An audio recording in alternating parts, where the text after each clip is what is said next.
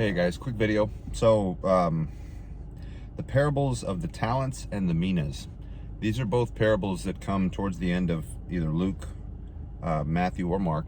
And they specifically come on the heels of the apostles basically inquiring as to what the kingdom of heaven will be like and what the order of judgment will be like for believers, right? Because we're very much led to believe throughout the New Testament and somewhat in the Old that there is a bit of a hierarchy. It has more to do with the fact that, well, what the world sees and what the world shows and what the world expects is not how the Lord sees it. So I'm going to read this real quick here, and then we'll go over it in just a second. It won't take too long.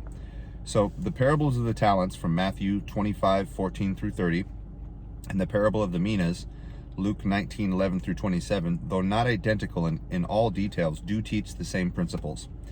In both cases, the master or king represents our Lord, while we are represented by his servants.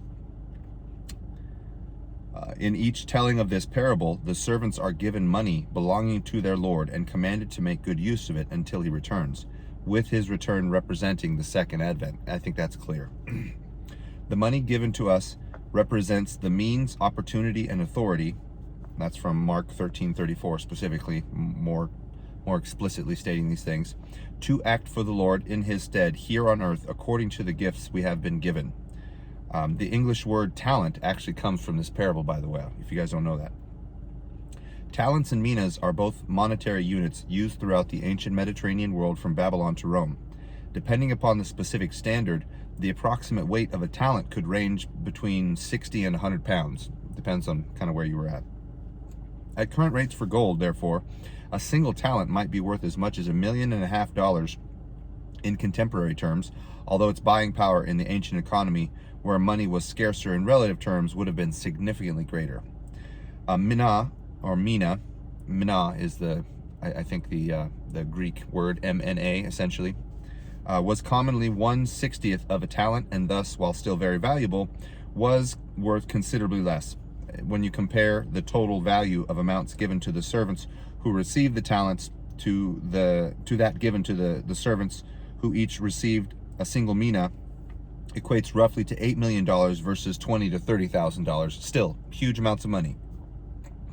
The disparate range between these two similar parables indicate a similarly large range in the gifts and opportunities we are given, but the standard of judgment is the same in every single case. The Lord expects a return on his investment and will reward us wonderfully and marvelously in proportion to our efforts. In other words, the one whose mina gained 10 more is placed over 10 cities. And I think he's specifically talking about the millennium to come, by the way. 10 cities. The one whose mina gained 5 more is placed over 5 cities, etc. But will do so with a reward that abundantly exceeds our results to an unimaginable degree. In other words, by the standards of the ancient world, even more so than today, rulership over a city would have been vastly more valuable than a single mina. For our purposes here, we see in both versions that the servants who accomplish the most are judged and rewarded first, and that the judgment continues in a descending order until it reaches the servant who accomplished nothing. It doesn't really directly state these, but it's the whole first, last, first principle. The ones who I think do the most amount of work are the ones that the world considers the least, right?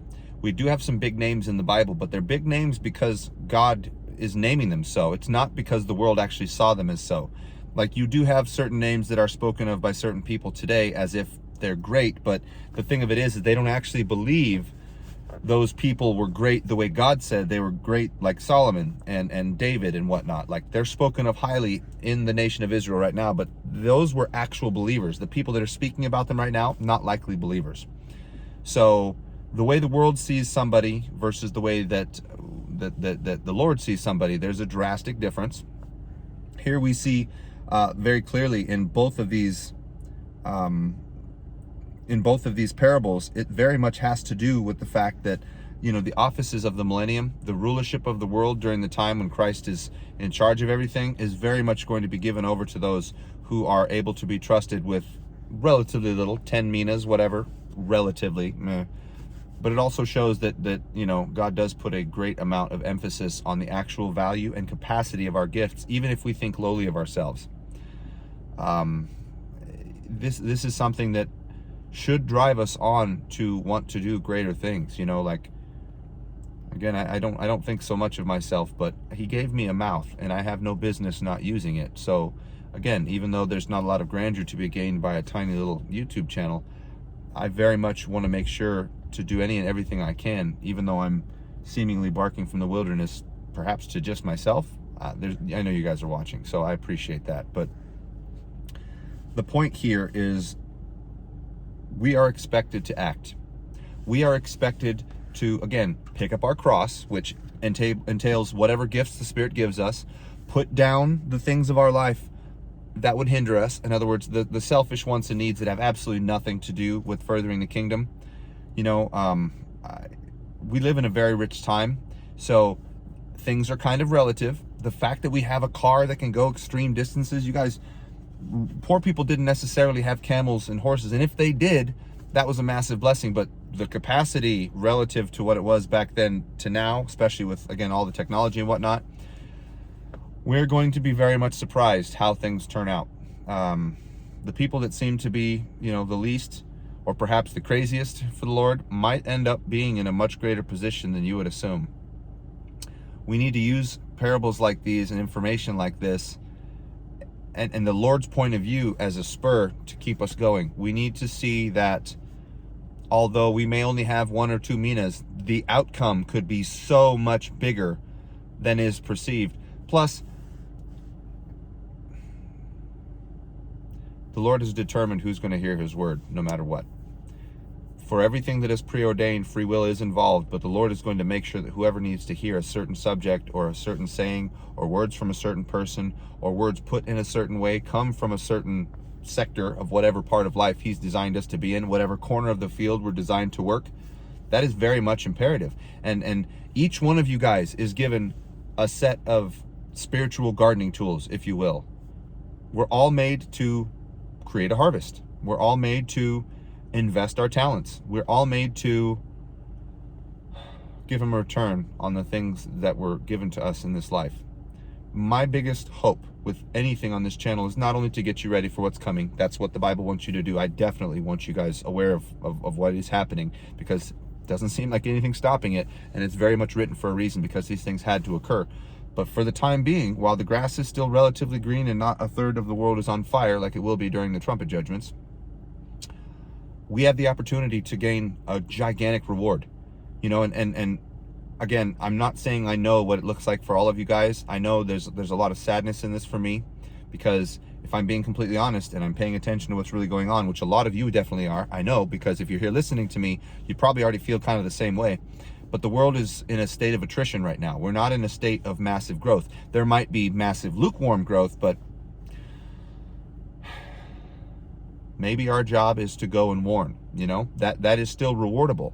That is God's love reaching out through us. And even if we may be rejected 99.9% of the time, those people at least heard it. They're going to stand in front of his white throne if they become unbelievers and stay that way. And they're going to hear very explicitly the work that you did to try and help them not be lost. So just because you're not out there evangelizing or perhaps teaching, or maybe, you're new to the faith and you're still kind of trying to figure out where your place is, you guys need to understand that the infrastructure of the church itself is much greater than just the visible gifts. The people that are the deacons, the people that support those that are in leadership positions, you guys are like, you're imperative. You're the walls holding the house up, right? So I put this out there as a bit of an encouragement, to be honest with you guys, because a lot of us find ourselves kind of lost. Maybe, you don't have a lot of exposure to the world. Maybe you're like me and you've eschewed a lot of the nonsense that you could possibly be a part of just because you've realized most of it is just utterly sinful. You're not worthless. You are you have talents. You have minas that have been given to you specifically to reinvest.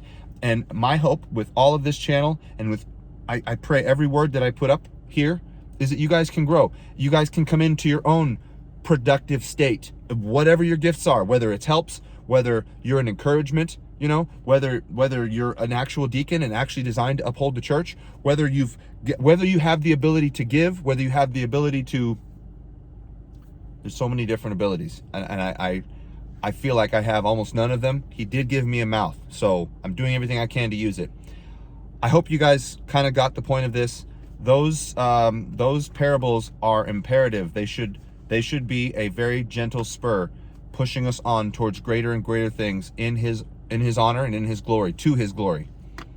Comment down below. Let me know what you think. I'm going to try and cover a few more of these parables, just because he gave them to us for a very good reason, and there's no reason to ignore them. There's also no reason to not understand what they mean, because some of them are very clear, some of them not so clear. That being said, I really appreciate you guys watching. I hope you're having a good day. The weather's starting to get nice here. Maybe we actually will get a spring. We'll see. But I genuinely do love you guys. Do not give up. Take these words and run with them. Put your cross on your shoulder, get your running shoes on, and just boom, go. Don't stop. Go get your talents. Go get your minas. Go get your leadership. Go get your rewards. He wants them for you too. He gave you these skills for a reason. There's no reason not to make full use of it. Full speed ahead, guys. Rock and roll. Have a great rest of your day.